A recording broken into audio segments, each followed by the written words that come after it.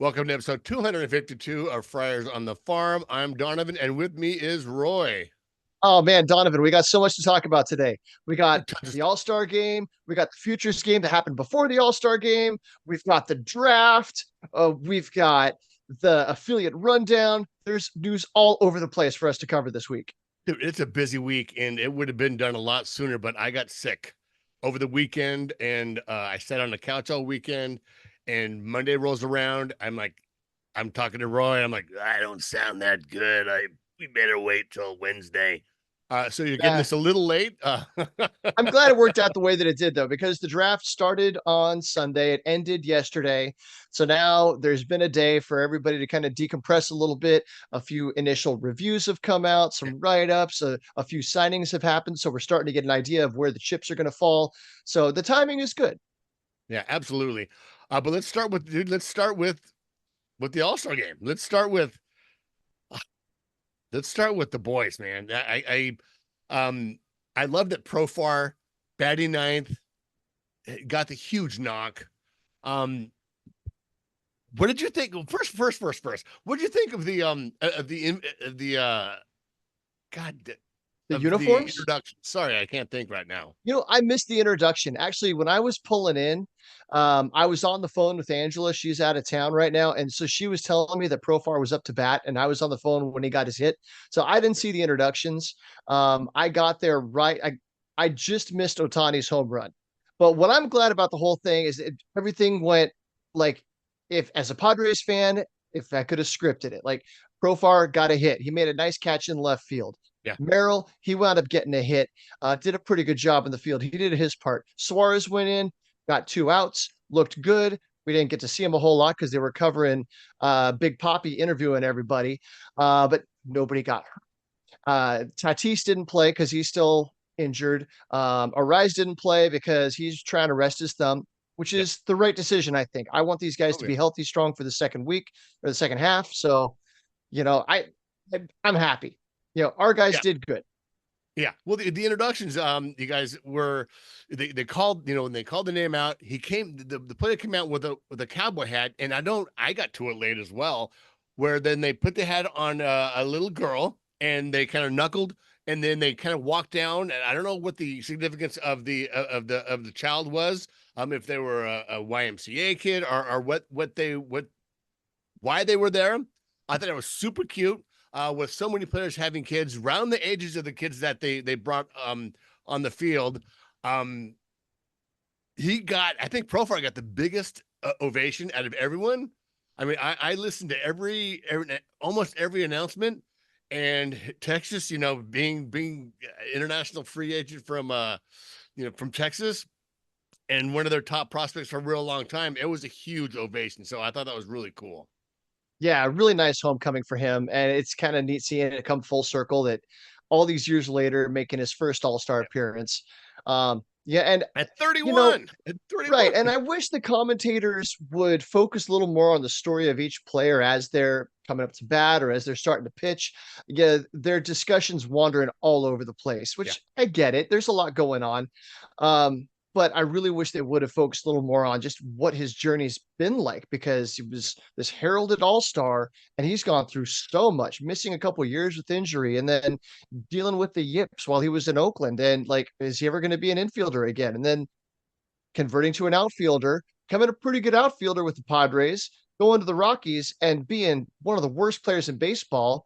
Yeah. And then this year, kind of a, humbling sign a fairly small contract and all of a sudden have this breakout season. It's an amazing story. Yeah, absolutely. And one of the cool things I did like that Arise did go to the game. He attended. I don't think Tatis attended, I don't but I don't think Tatis even made the trip out to Texas. yeah, no, I don't think so either. But Arise was there with his daughter and kids. He brought his Being whole able to freaking soak all that family. in. Did you see that on the red carpet? I think Suarez brought his wife and his mom, which was a really neat picture. And then there's a rise with like 6 or 7 people, like his whole family. That's What? great. Well, and if you saw the Merrill family's picture on Twitter, Hoffy went with them to the All Star Was game. he? Yeah. Oh, that's awesome. Okay. Yeah, I didn't realize that they were that close. They're tight. They were that close because if you saw it on Twitter, he gave a shout out to Dylan. He's like, Trevor's a Hall of To Famer, but Wyatt. Dylan's my boy. Yeah, Wyatt. Sorry, Yeah, Wyatt. yeah. Yeah. I did see that, but I didn't realize that they were quite that tight. That's great. Yeah, and that's we like to cover. Okay, so we talk about the superstars, we talk about the bright prospects, but we also try to talk about the people that aren't lighting up the stat line. And Wyatt Hoffman is one of those guys. And he's had a couple moments. He gets to close a game here. He's got the base winning knock, but he's not a prospect that's going to show up on lists. The chances of him ever having a cup of coffee are slim to none, but there's evidence of the impact that he makes on the other players that are Yeah. around him. Yeah. And so many of the guys that I interviewed up in Elsinore mentioned Hoffy as either a roommate or someone that's really helped them kind of get comfortable playing affiliate ball and being a professional. So, that's one of the things about the minor leagues is so many of those guys that they'll never see the major leagues, but they are so intricate, instrumental in the development of players that do eventually make it. You have guys like that, like Webster. I think Webby a couple years back was the same way. In a way, Brett Sullivan is that way, although he's made it up a couple times.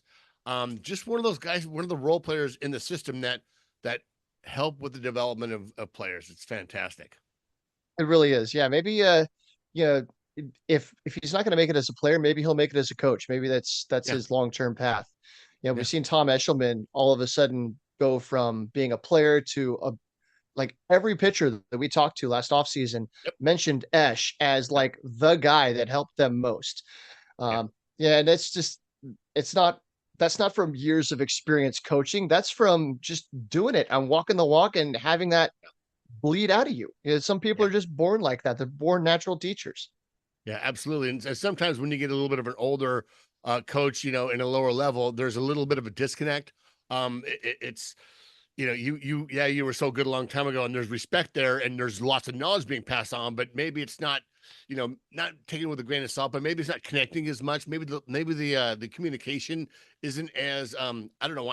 I want to just go up to date with the word, but with someone, and I asked him about that. Because he's played, only a couple of years from him playing that he came back and like, look, this is what I didn't throw hard. This is what I had to do. And it was only a couple of years ago that happened. So the information is update and one of the information is coming from is a little more current. I would think that's very helpful. Also, knowing the lingo and being able to communicate Right. with people of that generation, you got to bring that skibbity riz, no cap. Right. Five and dive. Five and dive, kid. Five and dive. All right. So our next big point on here is the draft. Now, I know Major League Baseball is trying to turn the draft into a must-see TV event. They're trying to turn it into a big deal. The casual sports fan, there's nothing for the casual sports fan in the Major League draft. That Yeah. all these players are so far away from the majors, and there's such a high rate of attrition for guys that are drafted. It's such a small percentage of guys that ever make it to the majors. So there's not that allure like the NFL draft, the NBA draft. Those guys that they're taking those first few rounds, they're going to make an immediate impact on that team. Yeah. And so there's a reason for fans to be engaged. For us, I mean, we know, I mean, as long as Preller's going to be the GM, there's a better chance that these guys are impact players for some other organization Right. by the time they make it up. Jackson Merrill is really the first homegrown, like top prospect that's Yeah. made it with the Padres organization under Preller. But it's still interesting to me. I like to follow the nuts and bolts. I like to follow where the money goes. And these are all names that we're going to be following for the next Yeah. 4, 5, 6 years, as long as their career takes them through the Padres organization. Yeah, and if we end up talking to some of these guys, we'll follow them for the rest of their career because they become friends of the podcast, and we have a vested interest in them doing well. We have vested interest in anyone in the Padres system for doing well wherever they go, if it's for the Padres or it's for another team when they get traded. But just for those that might be coming on board that are family members of newly drafted players. We don't follow I don't follow college baseball. I don't follow any of the draft stuff. We do none of that stuff. We wait till they get into the system. Then we talk about them. then we reach out to them, then we start covering their careers. So anything that we've heard before is from the newspaper, is from national media, um, and we really don't care until they sign with the Padres, and then they become very deep interest to us. And for those also that are new, we when we talk to players, we want to hear about the baseball stuff, absolutely, but we want to get to know the player behind the uniform, and the guy, the young man, the developing man behind the uniform. We get to kind of know the person more than just, hey, what's your stat line? Hey, where do you hit and what are your adjustments? So that's kind of what you're going to get with us. And another couple other follows that I think you should follow as you guys become a part of the Padre podcast slash YouTube slash blogosphere is Mad Friars. They're real close friends of ours. They've been doing it for a very long time. John Conniff and all the boys over there are really good friends of ours, and we use a lot of their content. You'll hear a lot of their interviews. Certainly they're worth a follow. They are definitely worth a subscription. It's $5 a month. I just paid for it last month. It was $50 for the year. You get all the interviews and all the all the top content from Padres minor league system comes from those guys. So give them a follow. Now, I want to take a quick little step back. So you were talking about how we learn to follow the player, and after they leave the organization, we still are a fan of the person. So watching the All-Star game, there were like a dozen former Padres that were in Right. that All-Star game. So yeah, Angela and I, we sit by the bullpen, so we get to know the relievers just a little bit. And Matt Strom and Kirby Yates are both people that we became familiar with, and they came over and each of them chatted with us separately. Super nice people. So it was great to see them get a moment, in on the All-Star game. And Kirby Yates, thought he was done a couple of years ago. Right. So amazing for him. Josh Naylor playing first base, and we can go all the way around the diamond. Emmanuel Clase even closing the game. I think the Brett Nicholas trade might have been one of the first things we talked about when we Yeah. fired this thing up. I totally forgot about Class A. Oh man, and Freed, was obviously before us, but I mean, Trey Turner. Like, here's the thing about the knock on the Padres development system is like, oh, they can't develop major leaguers. We may not, but we certainly can pick them.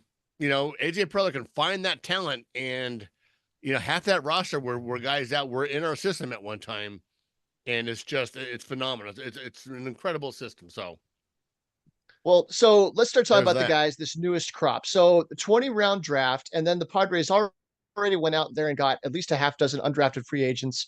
The game has changed a little bit. It used to be like a 45 round draft. Now, rather than going 45 rounds deep, it's 20 rounds, and then those later picks, instead, they're the undrafted free agents. It's kind of a different kind of a game that they play. But anyway, so the first round, 25th pick overall, they selected Cash Mayfield, left-handed pitcher out of Elk City High School in Oklahoma. He's listed at 6'4", 200 pounds. Chris Kemp called him 6'5", so maybe the kid's still growing. Two-time Gatorade Player of the Year in Oklahoma. Mayfield just completed a remarkable senior season at Elk City. This is from AJ Casavel's write-up. He went 8-0 with a .16 ERA across 44 innings. He struck out 115 hitters, essentially 87% of his outs, while allowing just 4 hits and 8 walks. Those are just video game numbers. And it reminds me of the stuff that Mackenzie Gore was doing, albeit in a tougher area in North Carolina. But still, that's just Yeah. absolute dominance. Yeah, I thought I saw Ben Higgins, the local radio and friendly neighborhood news anchor, tweet that Cash had a 4-hit season. He Yeah, gave up he threw a 4 4-hitter hits for the all whole season. season. I mean, That's that's not unreal. fair. That's unreal. So that's someone that's probably going to make an impact within the next couple of years, the next few years at a high school. So let's see where it goes. It's a great pick. It goes along the lines of what AJ Preller does. Those early rounds are all high school kids. Get them before they get into college, so you can develop them. You can set their foundation early. Now, he's a little bit different, and AJ covered that in his little write up here. So he says, this is a quote from Chris Kemp. He's a 6'5", 200-pound lefty that does it easy. He's a winner. I think he only lost one high school game in his career. We love the person, the work ethic, and just the overall upside. we've come to learn that Preller and his guys do a lot of background work Yeah. on makeup to make sure that they're getting people with the right kind of work ethic, the right kind of drive that are going to want to get the most out of their body. But anyway, in the pre-draft process, Mayfield's age, he's 19 years and 5 months old, which is quite old for a high school draftee, gave some teams some pause, as did his lack of track record and data in prospect showcases. He skipped the summer circuit after his junior season to focus on resting his arm and building his strength. A growth spurt between his junior and senior years saw him grow 4 or 5 inches, he said. Uh-oh. Quote, I don't want to go into the summer and possibly risk an injury. So that's why I ended up deciding to take the summer off, Mayfield said. I was kind of just redeveloping my whole body again. I set that goal going into the senior season, have a great senior season there. It ended up being a really good decision by us to take that summer off. I don't think I would be in this situation if I didn't. So he's in a kind of a different prospect from most of the high school guys that were taken in the first round. Very, very mature mindset. We talked to Robbie Snelling, and he talked about that after he got drafted. So he was going to go play, it was either football or baseball for him. He spent that whole first year at the complex making that transition from football body to baseball body. And we see where he is now. But having this kid do this while he's still in high school, skipping, being that confident and really, really betting on himself to be able to perform, to take that time off to get his body right and ready for professional competition coming up fairly soon, is incredibly is a lot of foresight and just a maturity and a forward-thinking mindset that really just it's unheard of. Right. Most Now, guys one want to thing go that out there comes and show their stuff and get like, look what I can do, and have a perfect game and area code games, be all over it, and get all in these projections. And that's what AJ Preller does, man. His staff, they find those guys that are in the weeds somewhere that may not be the shiniest object, but has the most heart. maybe he didn't want to sign his name, image, and likeness over to a perfect game, as we've Dude, covered a couple weeks ago. oof. And But great so name, dude. Cash Mayfield. I know Cash what a Mayfield. great name. That Cash now Mayfield. it's a little bit. I feel like it's a little cocky to name your son Cash, but maybe that's a more common thing that it's become than it has been. Dude, I don't we know. got Jagger. Hold on, we got Jagger. We've It's got true. Jagger's named after him. We have Ripken Reyes and Double A. We have, we got to find out the backstory to why he was Right. called Cash. Right. Could be a We'll have big, to get that story. I'm sure that's going to could be a come out. big Johnny Cash fan. Now, a while ago in the Little League World Series, there was a player that was in the game. His name was like Dylan Money. Last name was Money. And then they showed his little brother, whose name was Cash Money, Cash, Cash Money. And he was wearing those fake sunglasses with the dollar Oh, signs. And this kid's you like 10 tweeted that years out, yeah? old. I did. It's because when I heard that name, I'm like, is that the kid that I remember from the Little League World Series? Because that was like 7, 8 years ago. Would have been about the right time for that kid to be a high school draftee. Oh, geez, I can't even remember what I had for lunch. You remember that from 7 years ago? Holy cow. Yeah, I can't remember what I had for lunch either, but that kind of stuff just sticks in my weird ADD brain. So when I heard that he took the summer off and skipped the showcase circuits, it did make me wonder about arm health. If there was Mhm. a reason, if there was another reason, like an ulterior Right. kind of a reason why, the ulterior ulnar Yeah. collateral kind of a, but Right. we know that they have the pre-draft, not just workouts, but there's that medical, Yep. the checkout, Yeah. like they have to go get a physical, they get an MRI of their, important ligaments and everything. So then the team has an idea of how healthy they are when we learn a lot about that through our conversations with Mason Fioli, Yeah. who learned about his UCL damage through that process, and it wound up knocking him entirely out of the first 2 days of the draft. Yeah. So Who actually just real quick is killing it. He's a pitching coach for something. He got out of pro ball pretty quick and started working at a facility, and then now he's a pitching coach for, I don't know if it's a college or if it's a whole organization, but like the kid's not even 24 years old, and he's already coaching at a pretty high level. You got it? now I'm trying to find it. But Yeah. I'm not there yet. Um, Okay. I'm not sure exactly what, but I want to know the rest of that story. We'll have to dig him up Yeah. and get him back on the line. One Yeah. of our all-time favorites.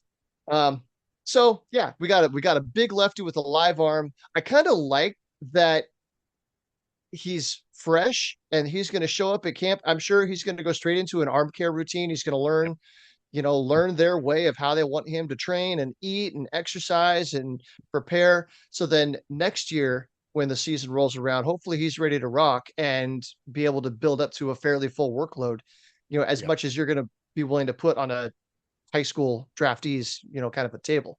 Yeah, absolutely. And when these guys get into camp in the next week or so, they'll they'll see where everyone's at, and a couple of those guys usually get out to the affiliates for maybe a couple of weeks, maybe a few weeks. Certainly, some of the bats get out to the affiliates, um, and they get a little feet wet. Maybe not so much of the higher end pitchers, but some of those undrafted free agents, some of the college signings, the 4-year signings or senior signings, excuse me, get out to affiliates where they kind of get their feet wet. So it will be interesting to see who makes that trip out of this batch of people, out of these batch of players. But let's move on to Boston Bateman, another 80 Boston round Bateman. name. Yeah, so left-handed pitcher out of Adolfo Camarillo High School, 6'8", 240. He turns 19, so he's 18.8 years. He turns 19 in August, September. But he's already 6'8", 240. His nickname is Sasquatch. Baseball America says Bateman is an enormous 6'8", 240-pound left-hander who's perhaps the most imposing presence on the mound in the 2024 class. And then I love this quote from Fangraphs. Bateman is built like the drawbridge of a medieval Transylvanian castle at a hulking 6'8". His build is more sturdy and durable looking than it is projectable. Think Sean Manaea. And Interesting. I like that comp. Now, not because of the style or anything like that, but you look at Sean Manaea's physique, and Yep. he's large and he looks Yep. solid, like he's big boned and just bulk, but athletic kind of bulk, not like Mr. Hans and Right. Franz Right. pump you up kind of bulk. 6'8", Uh, 6'8", 240 is pretty nice. I'm 6 foot and a little over 240. yeah, so we just stretch that. Wish I could. I wish I could.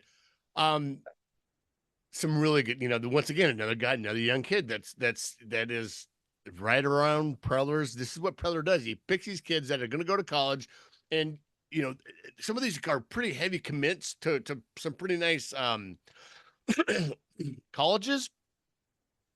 But those colleges, as good as they are, need to win, and there's also a lot of they need to win. So there's certainly going to be some care for these players, and absolutely they love these players just as much as they would anything else, but they have to win. So you get them into a professional setting, and it's more about the long term instead of the next 4 years or this next season. So getting them young, building that core and that foundation early really sets them up for success. It may take them a while to make it to the majors, but it certainly is finding them in the system. A lot more high school players are making it to the majors than they were, say, 10 years ago.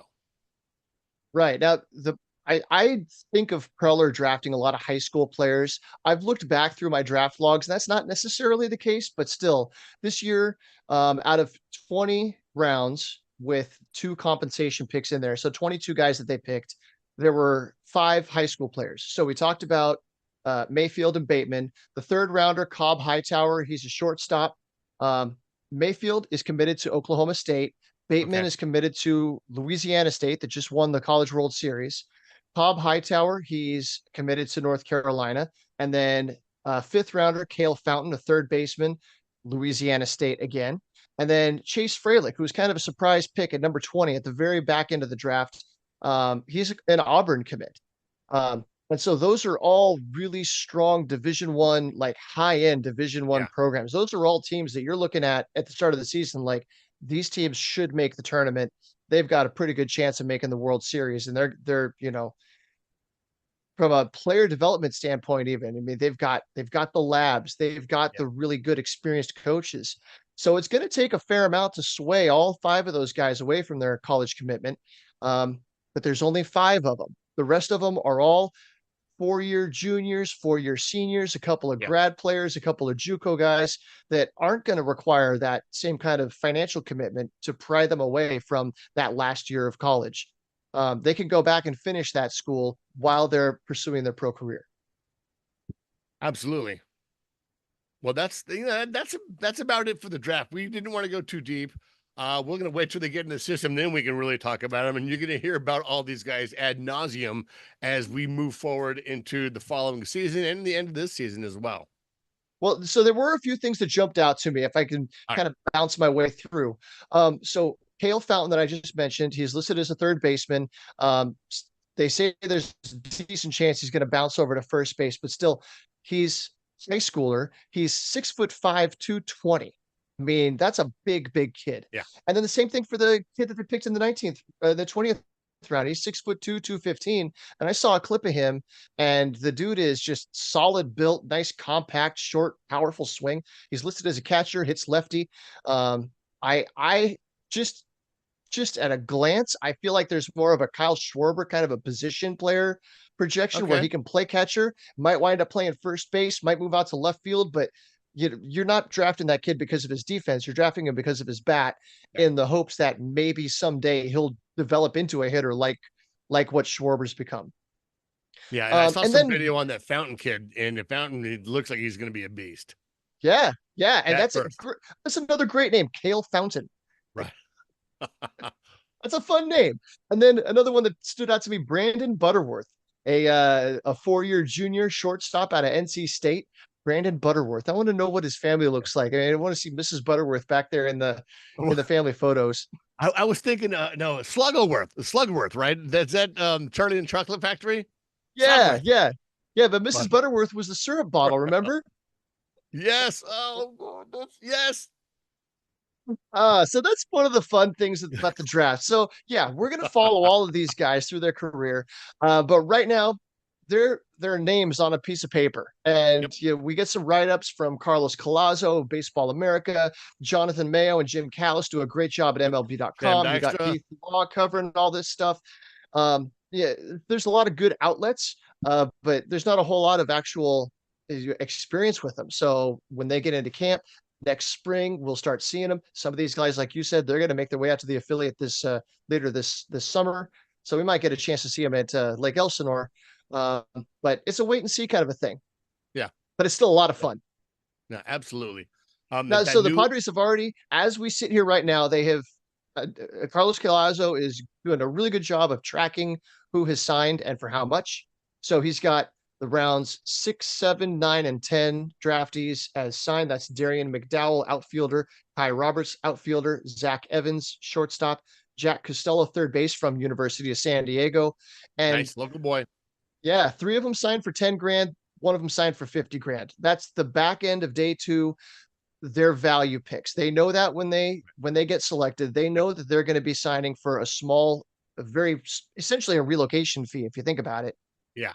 And they're going to save that money to pay toward those high school kids. So with those 4 signings already, they've already saved like $900,000 that they can spread out, move those piles, those stacks of chips to the players that are more of a blue chip prospect kind of a profile.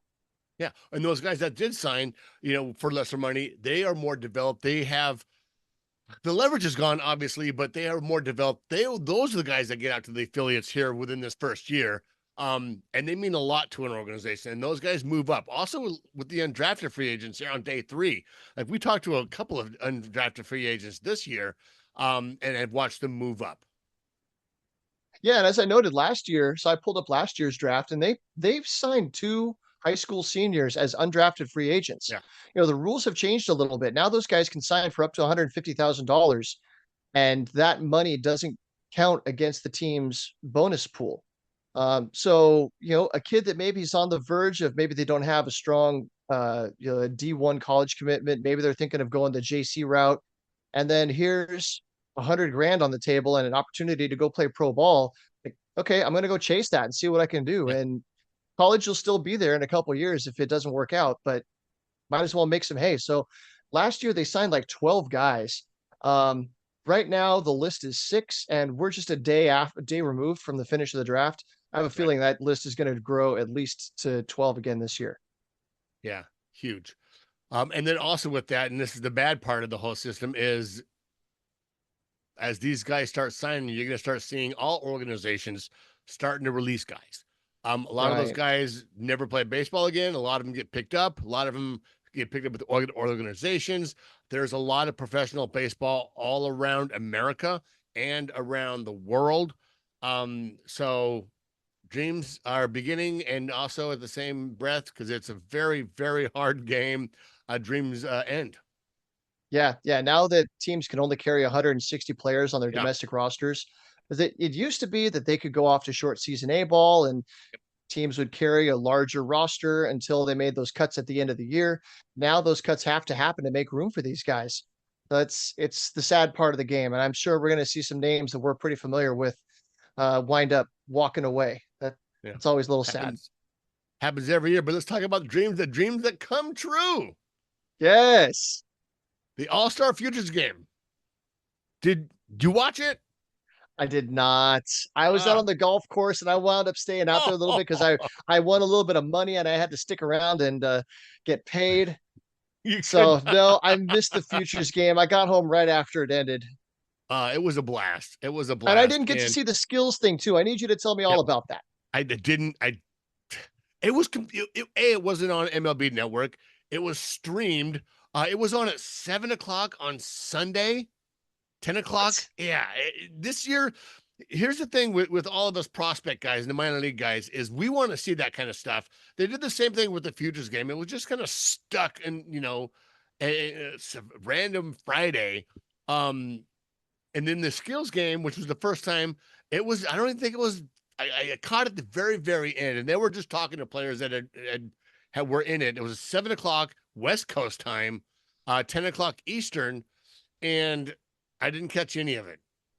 But what I You know, did, somebody made a really good point that the day after the All-Star game, I don't know if it's worked out like this in the years past, but today there, there's nothing going. The affiliates aren't playing. right.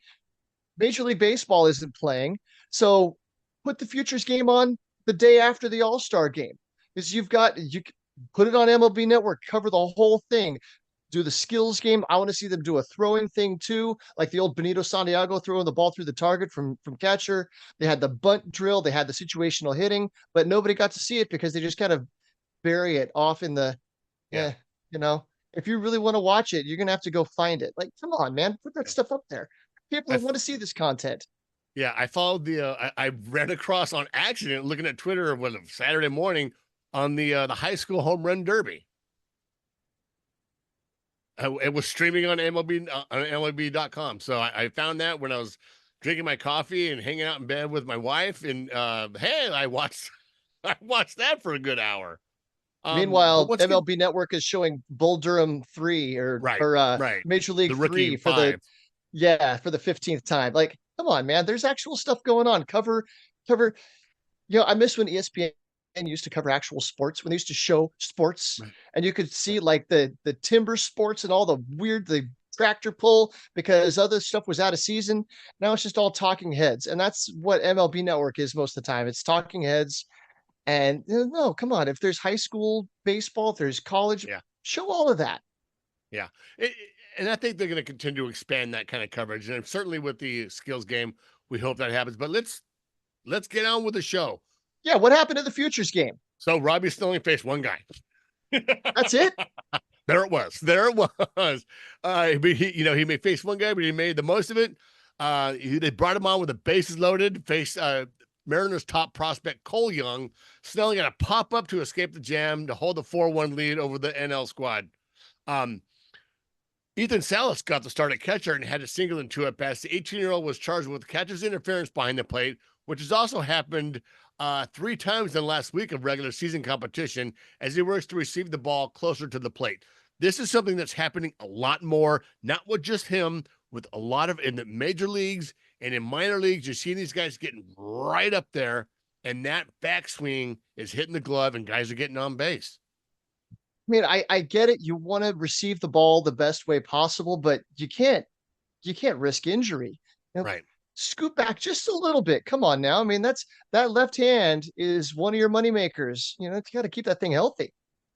Absolutely. And I see it in the majors, and people are going to start getting hurt. Who was it? I think got hurt. Was it last year, the year before? No, it was It wasn't Wilson Contreras. It was yeah, It wasn't Contreras, right? Was it yeah, Contreras? yeah. Wilson Contreras. He broke his hand. He got hit. He didn't get hit on the hand. He got hit like on the back of his forearm, Right. and he fractured a bone because he was up there so close, and because they had been encouraging, oh hey, get up there closer so your framing numbers get better. What I've got to wonder, so now they've got these Hawkeye systems in all the major league parks, and I think they have most of the same technology in the minor league parts. So it doesn't just track the ball, it's tracking all of the player movements, it's tracking biomechanics. I think it can even track bat data. So if they can put together like a cloud of bat swing paths, they should be able to determine like Yeah. where are you safe? How far forward can you be to be safe? And just like when the batter goes up and they measure themselves up against the plate, they tap the far corner of the plate or they're drawing a line or whatever, the catcher should have a similar kind of a thing like, okay, this is where I live. I Right. don't go any farther forward than this. I can back up a little bit, but this is where I need to be without that. Because I would imagine that drifts a little bit. Over Yeah. time, you get more comfortable. You're moving up, up, and you don't even Closer, think about it. Next thing closer. you know, you're getting whacked. Yeah. One thing I did, I loved at the game, Cam Collier plays for the Dayton Dragons, and they're a Reds affiliate. He Massive power. crushed, dude. I see them tear up the tin caps. He crushed a homer, so that was really fun to see. And it was fun to see some of the players that play against the Padres affiliates that I knew. So that was kind of fun. Uh, Snelling came in later in the game. He did a really great job catching for the few innings that he did. First pitch swinging, the first at bat, the second at bat, he was able to get on. Yeah, you're a little excited. The the Yeah, the lights are a little bit brighter. You're playing at a big league ballpark. You want to make an yeah. impression. And later on, I don't know if you heard, uh, he was one of the coaches, Ian Kinsler, talking about Ethan Salas. I saw a quote from him. Yeah. Yeah. He was very impressed by how he carried himself. His communication, just, he doesn't act Right. like he's 18 years old. Yeah, Same thing we've heard from everybody. yeah.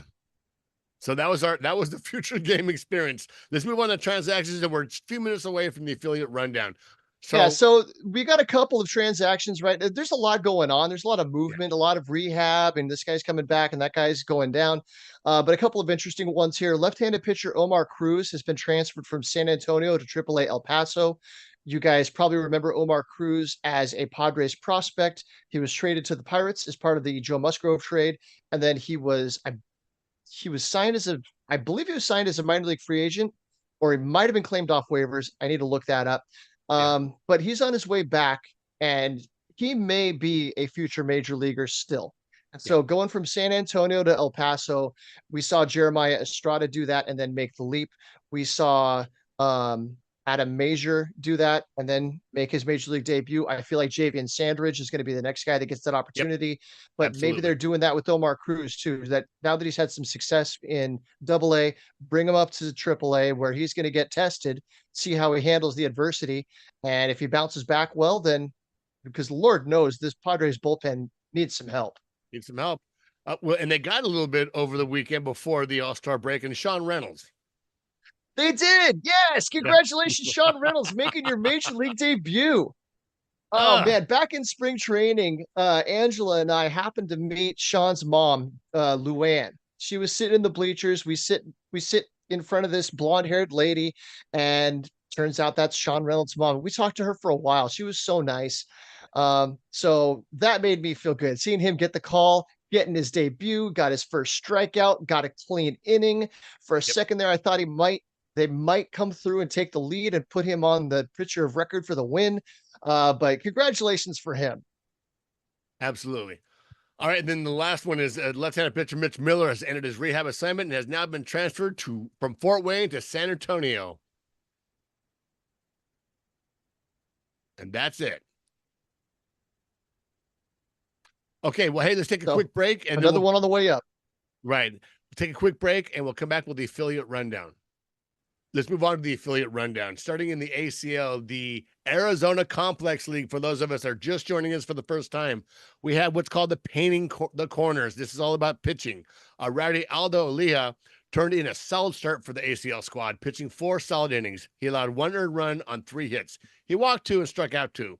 The righty from Monterrey, Mexico, has a 4.58 ERA in 12 games. That's 3 starts this season. And I believe this is the last week of the ACL. I might have been with the All-Star break, is the end of the ACL with the draft. Feels like it just started up. Right. That's the short season now. With the draft, some of those kids are going to, go to instructs. Some of them will go out to affiliates as the new draftees come in. There's all kinds of movement right now in the system at the complexes. But moving on, If I was one of those kids, I'd be looking for any reason to get out of that Phoenix heat. My gosh. 115 degrees. So Friday, Langston Burkett, talking about a high school free agent, stood out with 2+ scoreless innings in which he worked out of an inherited bases loaded jam. The 19-year-old Santa Cruz native stands 6'6" and is in his first professional season after signing with the Padres last summer. Shout out to Langston's dad, Todd, who's on Twitter. We'll have to tag him, and we love talking about Langston. Love talking about the undrafted free agent kids, and a high schooler. That's an interesting one. So I definitely want to follow up on this one. All right, so Absolutely. Next, on the screws. On the screws, we talk about hitters. So switch hitter Colton Vincent, who was also an undrafted free agent last year, is continuing his strong campaign in the desert. He's now hitting .350 with a 900 OPS. The 24-year-old has hit safely in every game in July, posting a modest 520, 563, 680 line for the month. Look for him to find an affiliate after the ACL finishes next week. Now, he's primarily a catcher, but he can play a little bit elsewhere. Switch hitting, defensive versatility, and if he keeps hitting like that, he's going to go places. And then on Thursday, Gendry Rojas, who has seen most of his time at third base this year, started at shortstop. He collected his first 2 triples of the season. He also scored a run and had an RBI. The infielder from Cuba is in his second stint in the ACL, where he's put up remarkably similar numbers to last year. In 44 games last season, the now 19-year-old infielder had a 678 OPS. This season, he's produced a 658 OPS. I'd imagine they're looking for a little bit more than that against ACL hitting. But then again, it's hard to scout the stat line with the complex leagues because the pitching is so erratic. Defense is a little bit, all over the place. Even the umpires are brand new to pro ball. So you can't really go by that. They're looking more at batted ball numbers. They're looking at what their coaches are seeing as far as fielding, how he's carrying himself, the little things he's doing, taking the extra bag, that kind of thing.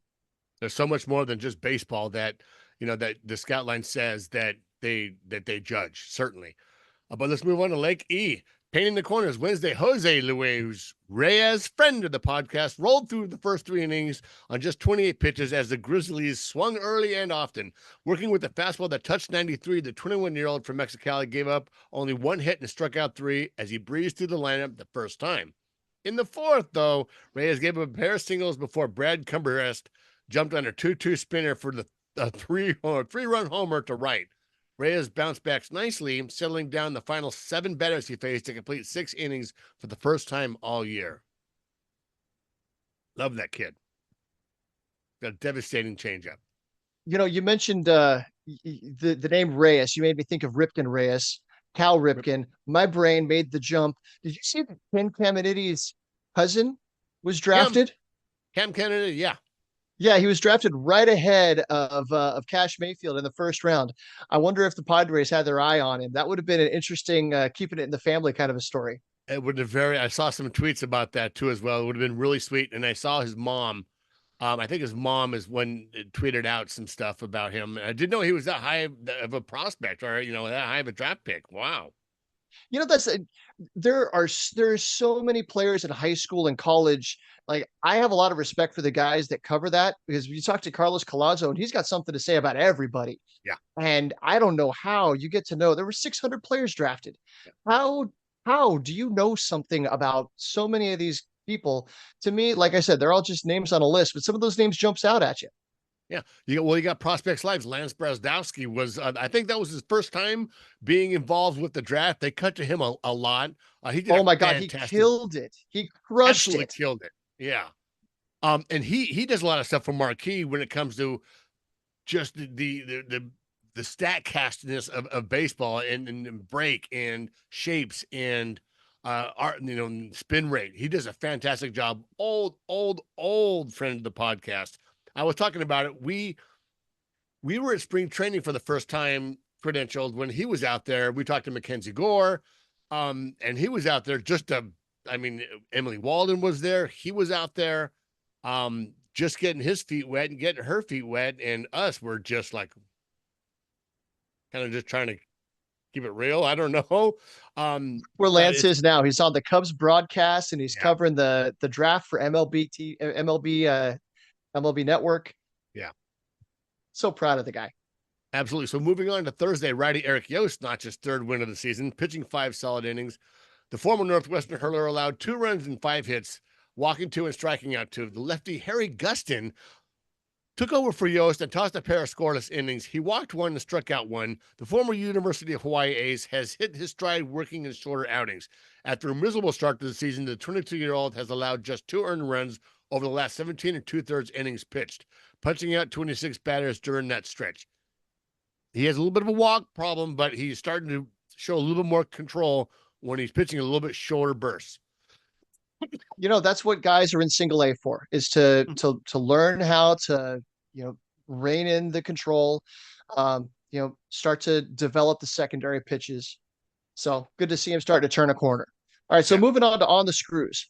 It's been the Teen Titans this week. Thank you, Justin Jett. Justin Jett does a little bit of everything for the Lake Elsinore Storm, but he puts together their recaps. On Tuesday, Leo Dallas DeVries continued his hot hitting, extending his hitting streak to 7 games with a homer in the third inning. This power breakout has been so fun. Been Uh, nice. he also drew a walk during his 7-game hitting streak. The 17-year-old shortstop has 4 multi-hit games. He's also homered in 3 straight games, including a multi-homer game last Friday. But speaking of hot hitters, no one in the system has been hotter than Rosman Verdugo. The 19-year-old started a designated hitter, and he had 4 hits, including a pair of doubles. Verdugo is now hitting an absurd 591, 630, 1.091. How do you slug more than 1,000 with 5 Right. doubles and 2 homers in July? While the power is certainly encouraging, Verdugo has struck out just 4 times in 25 plate appearances this month. So That's that right there, I mean, the contact yeah. is hard, but he's avoiding the strikeouts while still making this hard contact. And then Friday, the Leo DeVries show continues. He doubled off the wall and left to continue to make his presence felt for the Storm as the season goes on. Shortstop is slashing 382, 475, 794 in 34 at-bats for Lake Elsinore this month. I'm sure opposing hitters are looking at those 2 names back to back. Like, Yeah. I might as well just walk those 2 guys. I'll deal with the Right. rest of them. And then Verdugo followed DeVries' double by crushing a 2-run homer, his 9th of the season. The 19-year-old is slugging 886 this month. It dropped a little bit. It was 1091. Then he comes up the next Right. game, hits a home run, and his slugging drops. Yeah. So the Teen Titans, dude, Justin pulled that out. I'm gonna have to text him and say, hey, I really appreciate that. But those 2 really killed it. It's really good to see. Now, obviously, it's good to see DeVries kind of find his feet this past couple weeks, but it's really good to see Rosman consistently, at least 10, the last 10 games, just kind of tearing it up. We've been hoping to see this a little bit earlier, but he's super young. He's still 19 years old, with his second stint through A ball. It's good to see. I wouldn't be surprised to see maybe Rossman move up instead of Leo, but I wouldn't be, once again, what Preller works in mysterious ways. I wouldn't be surprised if both those guys got moved up. Yeah, we had the opportunity to meet Rosman last year. We interviewed him. So if you want to look back in the archives, you can find our Yep. Rosman Verdugo interview. But you've been on him since he was in the ACL the year prior. He's been Yeah. your guy. He's been my Okay, guy. so then Yeah. on Saturday, with the Storm down 1-0 in the bottom of the 9th, Ryan Wilson reached base on an error, then sacrificed to second by Chase Valentine. Ethan Long came on to pitch it and delivered a clutch line drive to tie the game. Javier Chacon held serve in his second inning of work, striking out 2 batters. And then Rosman Verdugo, keep saying that name, laced his 3rd hit of the night to open the bottom of the 10th before Jacob Campbell's game-winning hit to center. Here is the video. Happened. Nevertheless, runners on 1st and 3rd, nobody out, bottom of the 10th, infield in. Here's Jacob Campbell. The pitch from Handy. There goes the runner. It's a line drive into right center field, and Leo Dallas DeFries is going to score, and the Lake Elsinore Storm have walked off and won the ball game.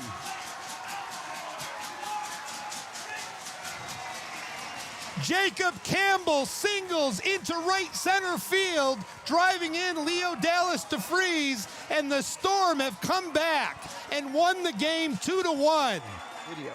So fun, dude. It's absolutely so fun. I watched that game. I got to watch it. I went back. I filmed it. That video is courtesy of MILB TV. Thank you for letting us use that. I don't know if they don't give us permission. I'm just cutting it out, and no one watches their YouTube or listens to the podcast, so I can do whatever the hell I want until I'm told otherwise. Right. Express written consent. What? Right. Technically we can't even talk about sports if it's, written. Yeah. Pop. Right. So anyway, after hitting 194 in May and 253 in June, Verdugo is in the midst of his best 10-game stretch of his career with a 513, 565, 872 slash line that has pushed his overall OPS to 814 on the season. And then Ethan Long continues to produce in his first 28 games with the Storm, collecting 10 extra base hits. He's played first and third base, and he's taken some fly balls in left and at right. At 23, 6'3", 220-pounder, former ASU Sun Devil is a likely candidate for promotion after the draft. So that's what we were talking about. We were talking about the guys getting released, but it's not just guys at the low level that get released. It's guys up and down the rosters. And then you see this kind of percolation of guys moving up. So that's going to be fun to follow the next month or so. Absolutely. And Long at 23 definitely needs to move up if they're going to get anything from him, to see where he is right now. And he might be a candidate for my next interview. So we'll see as we get back into the second half at the end of this week. We'll see where they're at, and I'll get up there pretty soon. Maybe you can even come up with me and we can do it together. Oh my God, one of these times. But when you're targeting guys like, I want to interview that guy, don't get your heart set on it, because you talk about doing it on Thursday, and then by the time you drive up there Saturday, the guy may have already packed his bags and moved up to Fort Wayne.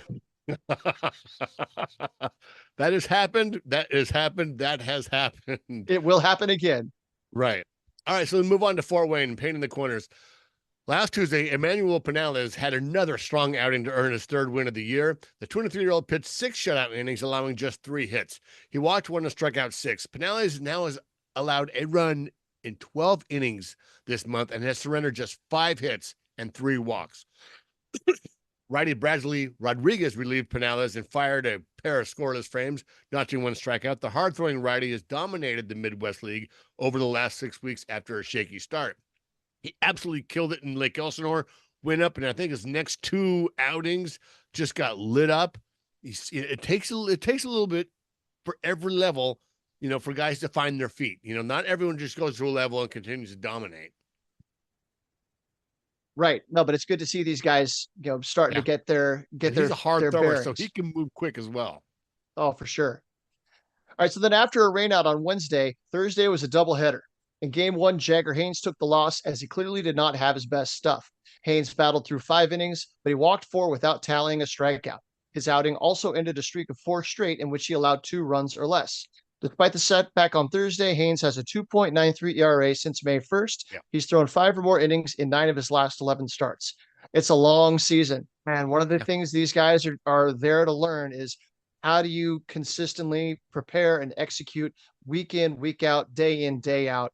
I saw an interview with a former major leaguer. He's a veteran, one of these, 80-year-old guys that played back in the 50s, and they were asking him, well, what should players work on to become better? And he wasn't talking about work on, any mechanical aspects, or one of the things he said was compete. I don't care if it's wiffle ball, ping pong, poker, whatever, learn how to compete. But then he also said that you need to learn how to perform when you're not feeling good. So Right. go out there and compete. And even when you're not having a good day, when your mind's not in it, when your body isn't feeling right, you still need to be able to show up and punch that clock and give it your all, because you never know when you're still going to be able to come through and do it. But it's a long season and you're not always going to feel good. You still need to go out there and post. Yeah, I think was it David Wells, I think, was out partying that night before his perfect game from SNL. I think he was on SNL with him and Jeter or something like that. And he Yeah, well, came into he's the a game. different cat. And well, and with Jagger, this is now he is going into uncharted territory in his season. He hasn't pitched this much, so it can be a little fatigue.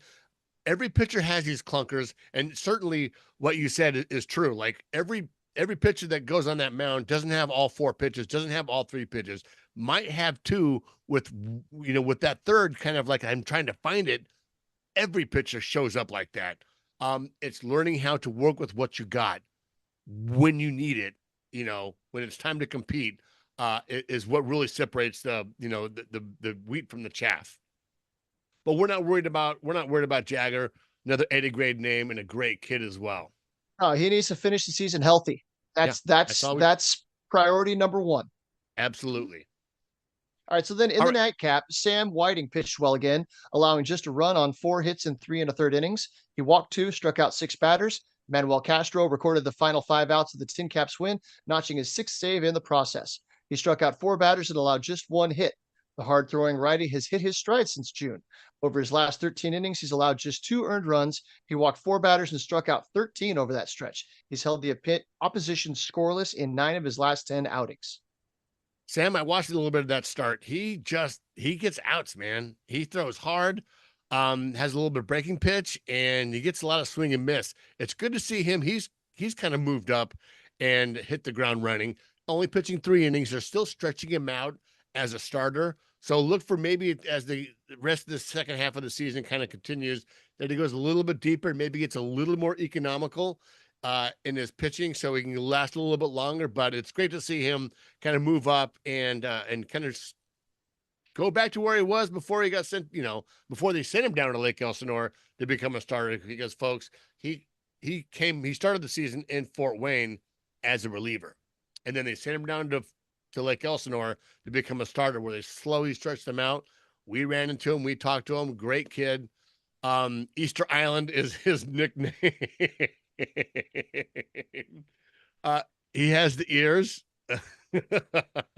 So they're like, you look at those, it's Moy from Easter Island. So they call him Easter Island.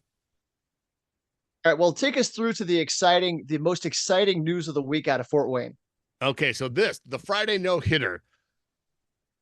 And with that, pitcher of the month, Henry Baez of the Tin Caps, has won the High A Midwest League's Pitcher of the Week award for July 8th through 14th.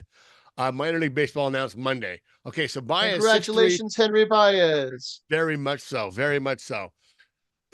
So I have this here written from the article. So Baez, 6'3", 21-year-old right-hander from the Dominican Republic, threw 7 no-hit innings on Friday night. I watched a little bit of that game.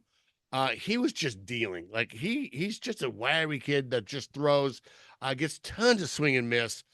He threw 7 no-hit innings on Friday against the Great Lake Loons, the LA Dodgers affiliate, which is very nice. Will Gerdes and Jose Guerrero follow Baez, each throwing a perfect inning of relief to complete the only 4th no-hitter in Fort Wayne's 30-plus season in franchise history. Catcher Colton Bender, longtime Padre farmhand, Colton Bender was behind the plate, and this is what it sounded like, courtesy of John Nolan. Henry Baez started, went the first 7. Will Gerdes pitch the 8th. Geraldo's 2-2. Hit in the air, deep center field. Bush is back in front of the warning track. He has room. He makes the catch. It's a no-hitter. The Tin Caps no-hit the Loons at Dow Diamond in Midland, Michigan. And now there's a celebration on the infield grass in front of the mound. Just the 4th no-hitter in Fort Wayne's franchise history. All right, so following Friday's game, Baez said, "I dedicate this performance to my family and to all Tin Caps fans. I hope they blasted that out into the speakers, Yeah. and he got to have the cheers showered down upon him. So ranked by MLB as the top 30 prospect, Baez threw 79 pitches, 48 of them for strikes, as he utilizes mid-90s fastball, a curveball, and a splitter. He struck out 4 while introducing 10 groundouts and 2 flyouts. Baez was perfect. So I was watching this game. He was perfect through 6th when an error committed in that frame, as well as an unearned for scoring. So he gave up a run, and it was still a no-hitter. And I think I saw that. There was an error, and then I think there was a fielder's choice that got him over to second. And then a sacrifice fly got the guy in. So you see the no-hitter alert, and then you look, wait, they scored a run? How'd that happen? I always have to look that up. It's always fun to see how they scored a run with the no-hitter going. But for Baez, Friday was just the latest impressive performance. He ranks 3rd in the Midwest League at ERA at 2.88. The league has a mere 201 batting average against him, 2nd lowest in the circuit. His 1.07 whip is 4th best. Digging deeper, Baez ranks 3rd in strikeouts per 9 inning, that's 9.5, while sporting the 7th lowest walk rate per 9.30. He also has the 4th highest ground ball rate in the league at 44%. So Baez, another young kid as well, really, really starting to find his sea legs and dominating Midwest ball. It'll be interesting to see if he makes it up to San Antonio in the second half. So he's striking out a whole bunch of guys. Yep. He's not walking a whole lot of people. He's getting the ball when they hit the ball, they're putting it on the ground. Yeah. And when they put the ball in play, they're making outs. Yeah. All of that adds up into what you want. If you could draw up what you want a pitcher to do, right, he is earning that ticket. It's just a matter of an opportunity opening up in Double-A, I'm sure, at this point. Absolutely. All right, so taking it over to On the Screws. On Tuesday, Homer Bush Jr., HBJ, continued to be a spark plug at the top of the order with a pair of singles and 2 more stolen bases. Bush leads the system with 42 steals. Former Grand Canyon outfielder who Matt Friars profiled last week, has produced above average offense despite not flashing much power. Bush has punched out in just 14% of his plate appearances to go with a decent 9% walk rate. The .328 slugging percentage leaves a lot to be desired, but his combination of speed and defense makes him one of the most enjoyable players to watch in the system. Plus, he's a handsome, charismatic young man. Yeah, I got to say. He's a great kid. He's fun to watch. Good-looking kid to root for.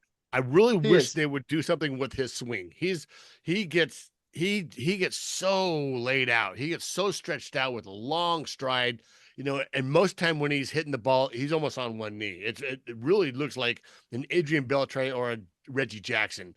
I think they need to shorten that swing up for him to move up to Double-A and to be considered, to really, really tap into some of the power, and I think even hit for a little bit better average. But he is fun to watch. He is a lightning rod on the bases. Believe it or not, 42 steals is only 2nd in the league. But he's fun to watch, and also another former friend of the podcast. Yeah, you look at I saw him in spring training, and the dude he's got the frame. He's got the big shoulders. He's tall. He looks like somebody who should be able to put some damage on the ball. But, I mean, we were saying the same thing about Tirso Ornelas and Jason Rosario back when they were, trying to get their thing going in Single-A, and they haven't moved really beyond that. I mean, Tirso's kind of knocking, but it's been a while. But now is not the time to retool a swing. You put in that work in the off season. Yeah. So, absolutely. I mean, his dad had a long major league career. I'm sure they've got lots of connections, so they can come back afterwards and say, okay, what's working? What's not working? Let's put in some work. And Jerks and Profar figured out how to break it out after 12, 13 years pro ball. So, it's possible. Yeah, absolutely. So on Friday's no-hitter, Nick Vogt enjoyed a powerhouse performance at the plate, going 3 for 4 with a pair of doubles and driving in 5 runs. Kid was on fire. The 23-year-old Santa Barbara product enjoyed his finest month of the season in June when the outfielder slashed 308, 357, 549, and 91 at-bats for Elsinore to earn the promotion in June 28th. So batting around. So UC Santa Barbara. And the Padres have a thing about UC Santa Barbara. Gaucho, that's baby. So they just drafted Brendan Durfee, catcher, out of UC Santa Barbara. just yesterday. Then you got Nick Vogt, Sam Whiting also came out of UC Santa Barbara, Marcos Castagnon, Chris Lincoln. There's a scout up in Santa Barbara that's putting in his time. Yeah. That's that West Coast scouting, baby. So on the batting around, batting around is kind of the fun things that we find interesting, kind of cute little quips and information. Usually the Tin Caps, John Nolan does it. San Antonio also has a little blurb where we find stuff, and also the Chihuahuas will have little blurbs that we'll find that are really interesting. So here's batting around for the Caps. The Caps have played 15 extra inning games, more than anyone else in minor league baseball and MLB.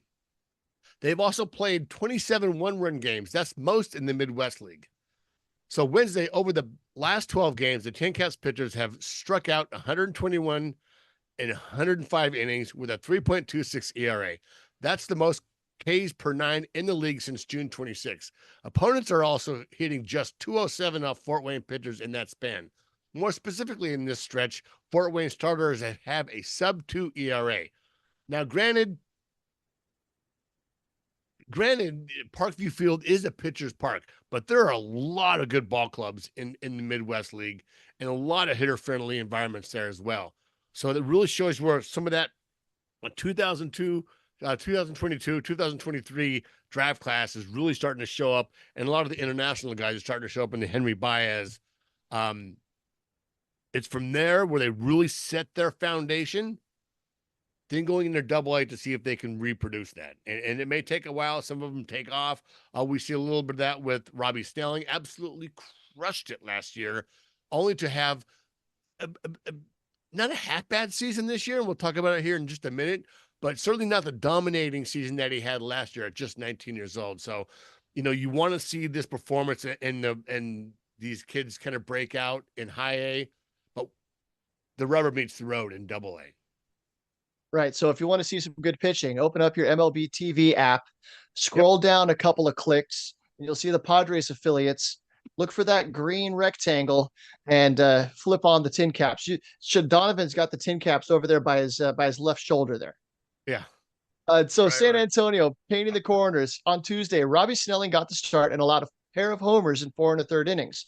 On a positive note, his stuff looked much sharper than it has recently, and he walked just one batter while punching out 7. Over his last 2 starts, Snelling has notched 14 strikeouts in 9 1/3 innings. If anybody on that staff, I think he's the guy that can just slough off a home run, turn around and attack the next guy without letting it really mess with him. Yeah. And then on Thursday, Austin Krob recorded his 3rd quality start of the season on Thursday. In 6 innings of work, he struck out 10 batters. And he's not a strikeout guy. No. This marks his 2nd double-digit strikeout performance of the season. Over his last 4 starts, Krob has struck out 35 batters. And then Jared Kollar recorded his 9th win of the season after tossing 7 scoreless innings. 25-year-old Rutgers product owns a 3.03 ERA and a 1.25 WHIP in 77 1/3 innings for the Missions in a breakout season. The 2022 undrafted free agent now ranks 5th in the Texas League in ERA as he continues to rack up ground balls. He's allowed only 3 runs over 24 1/3 innings in his last 4 starts. So Mark Grant loves talking about WHIP when he's talking about what a pitcher does when a new reliever is coming in. He throws this. He's got a 1.2 WHIP. And every time he says WHIP, it makes me think of the Blues Brothers when John Candy, the cop, is ordering orange whips for the other guys at the table. Orange whip, orange whip, 3 orange whips. And when you think of Mud, you kind of think of John Candy. He's a John Candy of baseball. Yeah, and he's also an Illinois guy. He's from Joliet, Illinois, so it all kind of fits. All right, so on the Screws, Connor Hollis has been one of the hottest hitters in the league lately. After going 1 for 2 in Tuesday's game, he improved his hit streak to 6 games. Since July 1st, he's batting .421. That's 8 for 19 with 3 doubles, 5 runs scored, and 5 runs driven in. Brandon Venezuela hit a solo homer in the bottom of the 6th inning. With that long ball, San Antonio has hit more home runs in each of the last 8 games. This is their longest streak of the season. And man, that power from Brandon is just starting to come into its own. He's having such a great season in Double-A. All right, Michael De La Cruz drove in 2 of the runs for the Missions on Thursday night. It was his 3rd multi-RBI game of the season, and veteran outfielder Zach Rex has been finding ways to get on base lately. Rex went 1 for 3 in the last night's game while hitting his 5th double of the year and drawing a walk. I put veteran in quotes because Rex is 27 years old. It's not unheard of to find these older guys in AA. Matt Beatty is playing AA baseball, and he was on the Padres 26-man roster, last year, the year before? I don't know that he deserved to be, but yeah.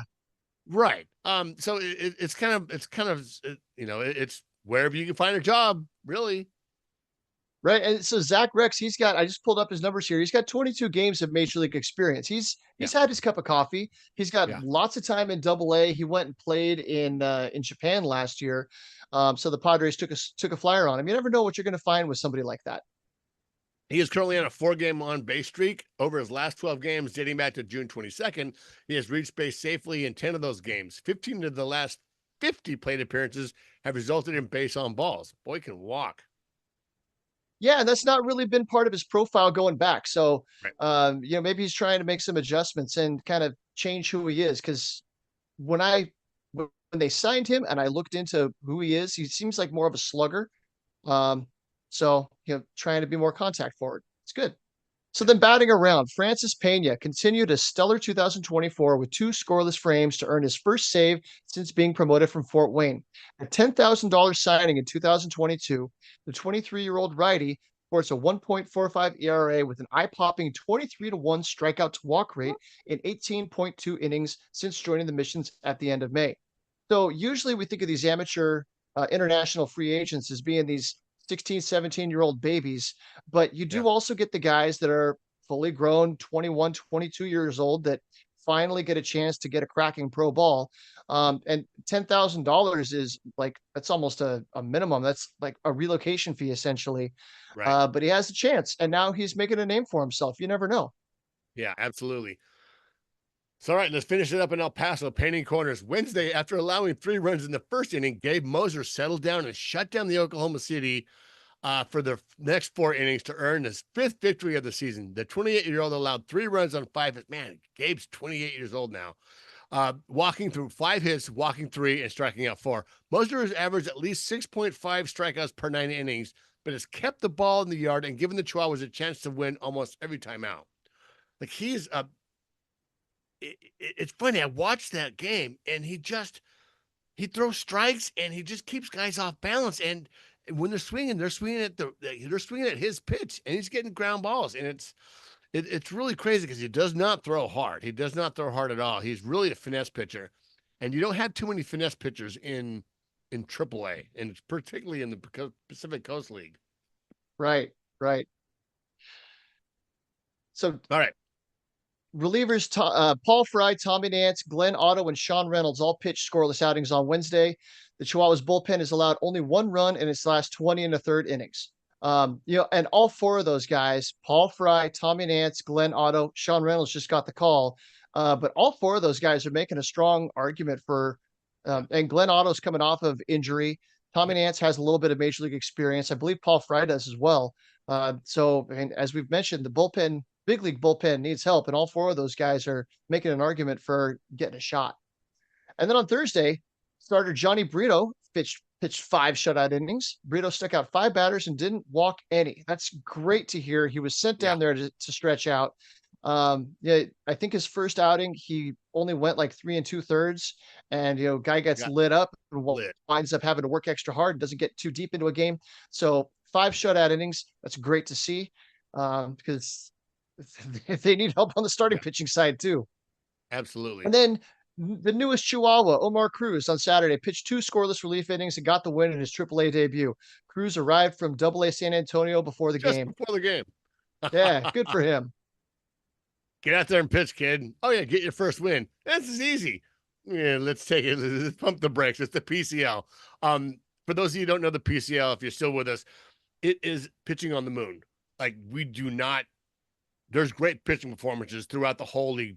Don't get me wrong, but more often than not, there is not. And a ball that's hit on someone's front foot goes 425 feet regularly.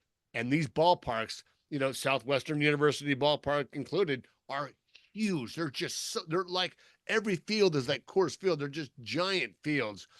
So those balls get laced in the gap often, and it's hard to. And we always talk about their development staff asking, "How do you guys doesn't pitching in the PCL just drive you guys crazy?"